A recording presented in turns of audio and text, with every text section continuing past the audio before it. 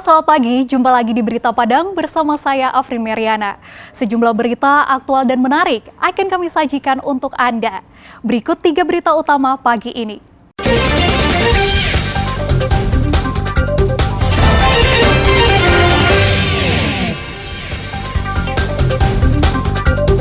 Tanah longsor di Kelok 9, sebuah minibus terseret.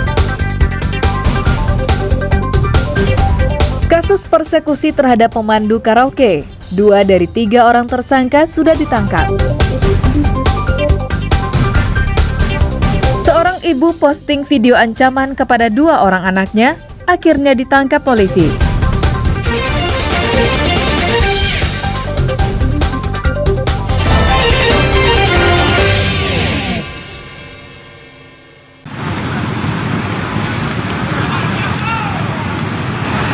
Video amatir warga sesaat tanah longsor menghambat arus lalu lintas di Jalan Lintas Sumatera Riau, tepatnya di ruas jalan menuju Kelok 9 di Kabupaten 50 Kota pada hari Minggu petang. Akibat longsor ini, sebuah minibus terseret material longsor saat melintas di jalan tersebut hingga ke bawah badan jalan.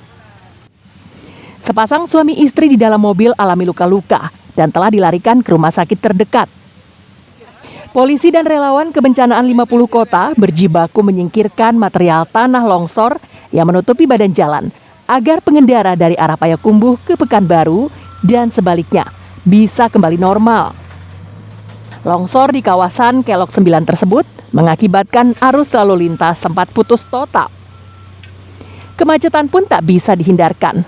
Pasalnya, arus lalu lintas saat itu sangat padat karena perantau menjadikan hari Minggu untuk balik ke Pekanbaru dan daerah lain di Provinsi Riau. Setelah material longsor berhasil disingkirkan, polisi menerapkan sistem buka tutup agar arus kendaraan dapat berjalan dan antrean kendaraan tidak terlalu panjang. Pukul 19 WIB di lokasi bencana alam longsor yang terjadi di Jalan Sumbar Riau, Jorong Air Putih, Kecamatan Harau, Kabupaten 50 Kota, yang mana terjadi sekira pukul 16.45 WIB. Dapat kita laporkan untuk sementara jalur kita buka dengan sistem buka tutup. Tanah longsor terjadi akibat hujan deras yang mengguyur kawasan tersebut dari pagi hingga sore hari. Untungnya tidak ada korban jiwa dalam peristiwa ini. Alfi melaporkan dari Kabupaten 50 Kota.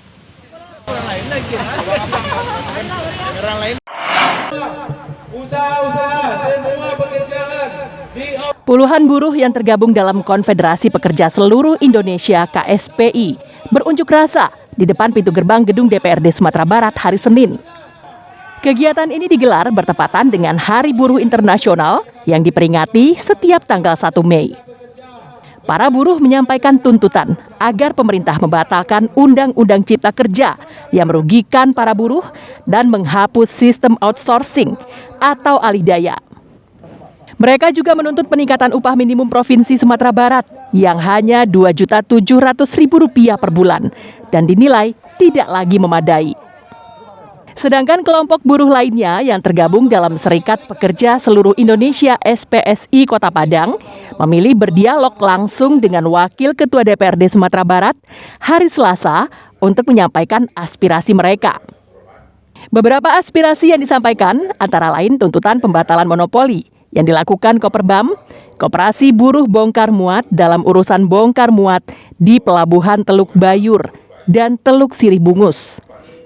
Hak-hak perlindungan keselamatan kerja buruh, serta keinginan buruh untuk dilibatkan sebagai anggota Dewan Pengupahan Sumatera Barat dalam penentuan upah minimum provinsi setiap tahun. Jadi tidak ada lagi cerita monopoli Koperbam di Teluk Bayur dan di Bungus Teluk Kabung. Jadi itu jelas. Lalu yang kedua adalah bahwa proses perlindungan terhadap keselamatan kerja teman-teman buruh ini juga harus jelas. Dan KSOP beserta dengan Pelindo seharusnya juga tidak ada lagi dalam tanda kutip melindungi kepentingan-kepentingan pribadi atau kelompok, sehingga kita memang menjalankan kegiatan perburuhan di Teluk Bayur dan Teluk Siri itu sesuai dengan aturan saja. Dan tentu apa harapan-harapan dari masyarakat itu tentu ini yang perlu kita bicarakan, kita perjuangkan, dan juga kita akan bicarakan juga dengan pihak-pihak terkait seperti KSOP dan juga Pelindo dan juga pihak-pihak yang terlibat dalam hal ini. Kita harus meluruskan ini supaya jangan ada gonjang-ganjing masalah nanti dan juga masyarakat kita menjadi yang tidak bagus jadinya nanti. DPRD Sumbar berencana untuk mengundang instansi yang terkait untuk membahas tuntutan para buruh tersebut. Laude Juhardio Anse melaporkan dari Padang.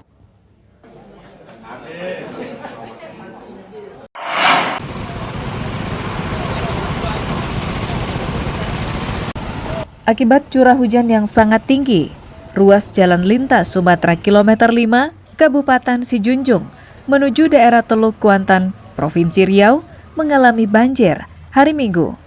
Akibatnya terjadi kemacetan panjang kendaraan dari kedua arah. Kendaraan besar, kecil, hingga sepeda motor banyak yang tidak berani melintasi jalan tersebut dan memilih untuk menunggu hingga banjir surut. Selain menggenangi jalan, banjir juga merendam permukiman warga hingga masuk ke dalam rumah. Ketinggian air mencapai 60 cm, sehingga warga terpaksa menaiki sampan untuk mencapai tujuan. Sedangkan beberapa sepeda motor yang nekat melintas harus dipandu warga agar tidak masuk selokan. Untuk menghindari kendaraan pemudik terperangkap banjir, polisi menutup jalan tersebut dan minta pengemudi menunggu hingga banjir surut. Sedangkan kendaraan truk diizinkan melintas. Untuk arus balik tadi sempat terhenti khusus untuk kendaraan kecil. Sama-sama kita lihat di sana. Untuk kendaraan kecil ada yang kita stop khusus sedan ke bawah. Kemudian untuk kendaraan besar masih bisa melewati dengan dipandu agar tidak terperosok ke jalan dengan satu jalur. Dan insya Allah untuk kendaraan-kendaraan besar masih lancar. Kawasan yang terendam banjir ini merupakan jalur lintas Sumatera dari Kabupaten Sijunjung, Sumatera Barat menuju Teluk Kuantan. Setelah beberapa jam macet, akhirnya banjir surut dan jalan dapat dipergunakan kembali dengan lancar. Eko Pangestu melaporkan dari Sijunjung.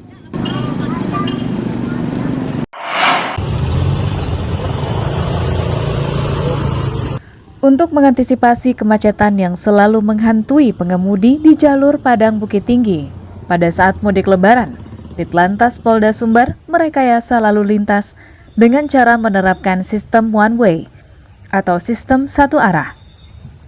Sistem ini mengubah jalur yang semula dua arah menjadi satu arah. Sistem ini diterapkan untuk meningkatkan kapasitas jalan sehingga bisa mengurangi kemacetan. Penerapan sistem satu arah Padang Bukit Tinggi tersebut diberlakukan mulai dari Simpang 3 Sicincin melewati Lembah Anai, Kota Padang Panjang, hingga Simpang Padang Luar di Kabupaten Agam. Sedangkan dari Bukit Tinggi menuju Padang, jalurnya akan melintasi Jalan Malala dan keluar di pertigaan Sicincin atau Simpang Koto Mambang, Padang Pariaman. Namun menurut pengemudi, penerapan satu jalur tidak efektif, sebab dari Batu Sangkar terpaksa harus memutar ke Bukit Tinggi dulu untuk selanjutnya menuju Padang. Selain memakan waktu yang lebih lama, hal tersebut berakibat naiknya konsumsi BBM kendaraan yang dikemudikannya hingga 2 kali lipat. Kebijakan yang baru ini kan bikin jalan makin macet. Lebih bagus dari awal waktu permulaan dibukanya one way itu mah. Lebih bagus tuh lagi. Pas nanti pas tanggal 2 ya di jalur biasa ini apa sekarang tambah macet lagi. Karena jalur satu arah kan. Dari Padang macet, dari Bukit Tinggi pun macet. Jadi banyak keluhan dari pemilik dan bus yang angkutan lebarannya. Kalau one way, kalau menurut saya bang, sudah lumayan lah daripada yang kemarin kan, daripada tahun kemarin. Lebih bagus lah one way. Cuman masalahnya itu pas di pintu keluar one way di Padang Luar itu yang bikin macet. Kalau Cincin nggak terlalu parah lah.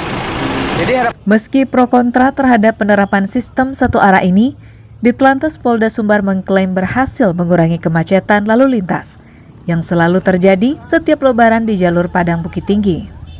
Sebelumnya, para perantau telah mengeluh lamanya waktu tempuh Padang Bukit Tinggi hingga lebih dari 7 jam untuk jarak sepanjang hampir 100 km. Namun dengan sistem satu arah ini, waktunya hanya 3 jam. Hal yang sama juga terjadi dari Bukit Tinggi menuju Padang. Kemacetan cukup panjang di sepanjang jalur tersebut dan juga kemacetan ini terjadi di sepanjang waktu.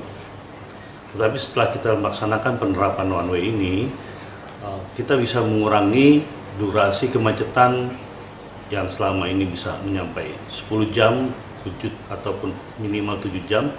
Ini kita berdasarkan informasi di lapangan, 3 jam itu udah maksimal yang dirasakan ataupun di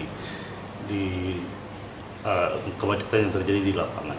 Karena dianggap berhasil, Dirlantas Polda Sumatera Barat berencana menerapkan sistem satu arah ini pada masa mudik Lebaran pada tahun mendatang. Robiham melaporkan dari Padang.